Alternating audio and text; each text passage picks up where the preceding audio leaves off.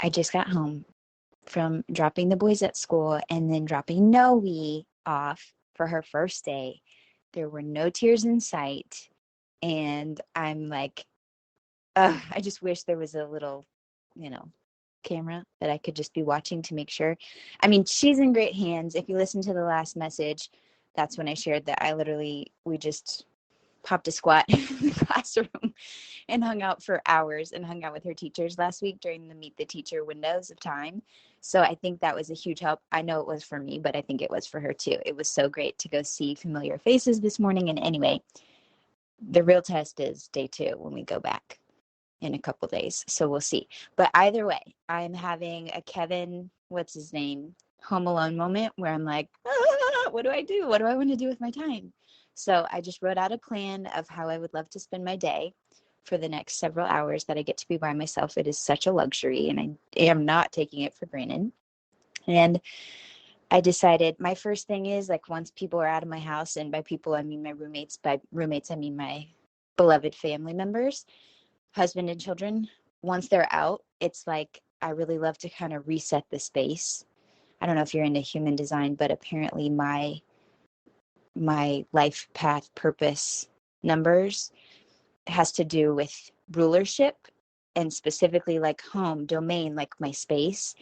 And I didn't know that, of course, until the last couple of years. And I'm sure there's a lot more meanings and ways to interpret it, but I do love having a clear space. So as soon as they're out, I'm like, okay, let me sweep, let me tidy, let me get that clutter pile. And I know that that could be seen as procrastinating, but I actually really enjoy it. So I'm doing that while I'm listening to inspiring audios, which is what inspired me to leave this audio for you, because it's very silly what I'm about to say and propose, but I hope that you'll try it, and I hope that we both remember it, what I'm about to say. So I was listening to this inspiring audio by someone who has an accent that's different than my own. And in my mind, I can speak her accent very clearly.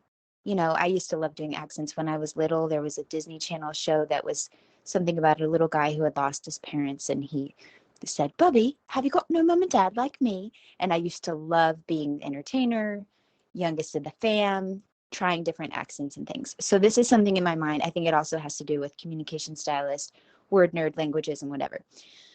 And so I'm fascinated by just the different ways that we speak and that words fall out of our mouths and things. So as I'm listening to this audio, I'm like, let me try and see. In my mind, I can nail this accent. I can sound exactly like this. I can say the words, or I have lots of friends from Australia and colleagues and things. And there's different, I know, Australian accents. They're not all the same, just like there's not one American accent.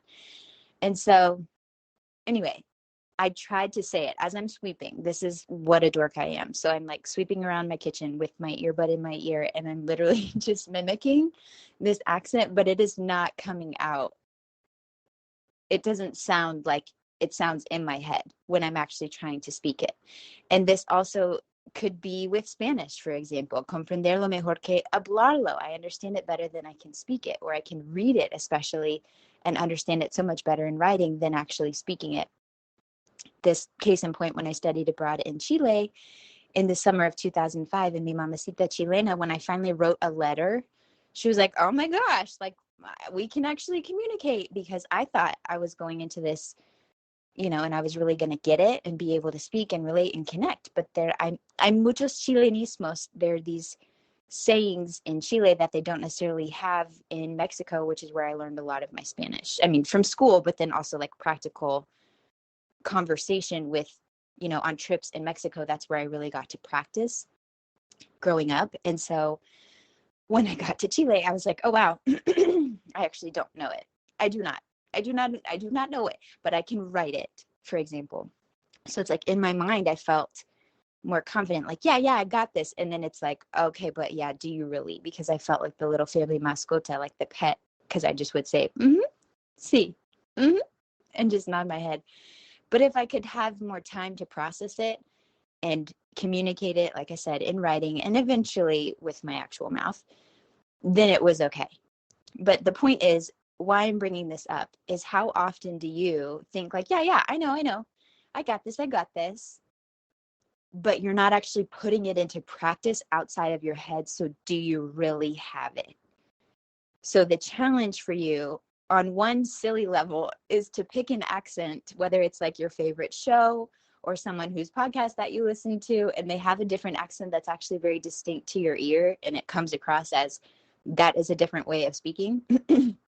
Try it. See if you nail it. I really am curious if you do this.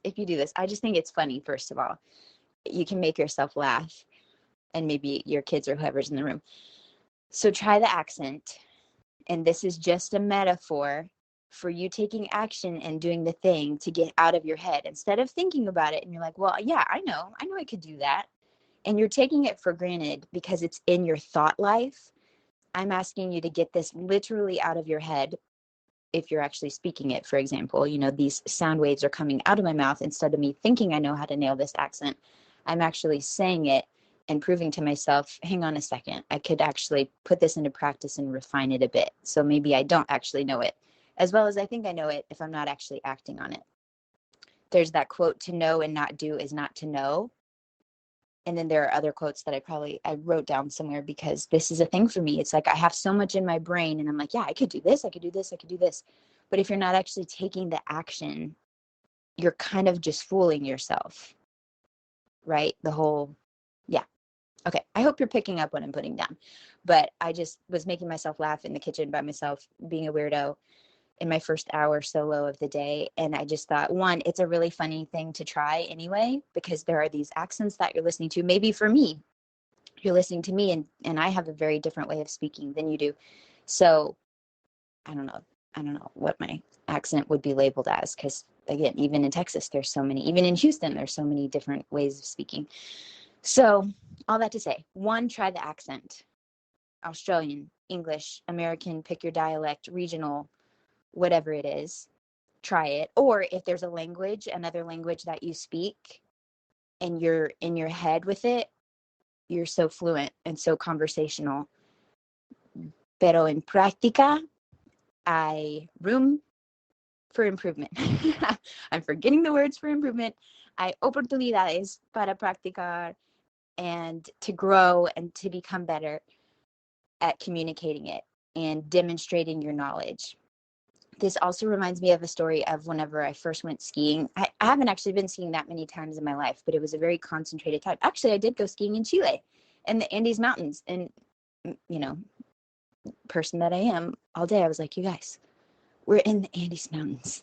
When my family and I would go to Luby's cafeteria after church on Sundays, they would always have the little Andes candies, the chocolate mint candies. I'm not actually a fan of mint and chocolate together, but nonetheless, they were a staple growing up to see them, the Andes. And I'm like, we are on the wrapper. We are above the tree line. We are in these mountains. This is amazing.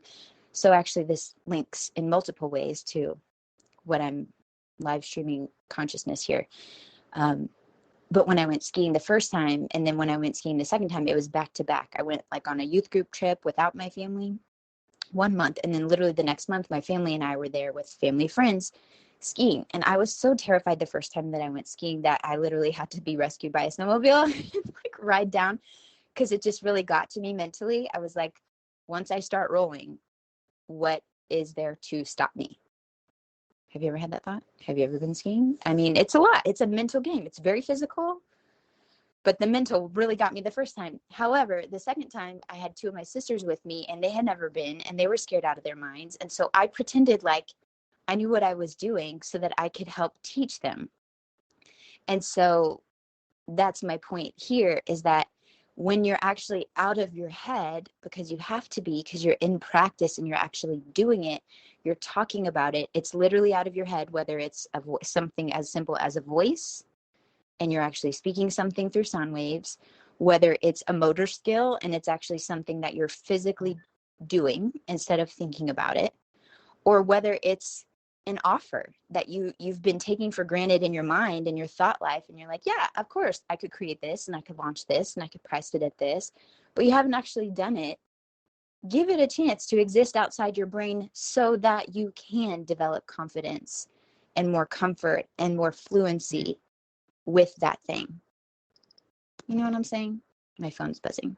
So I hope that makes sense to you, because it's really resonating for me as I get out of my own head, not just to practice accents alone in my kitchen, but to actually step back into business after in some ways it's been like a 5-year sabbatical, but definitely through Noe's life, hosting this group experience for the first time in a long time. In years.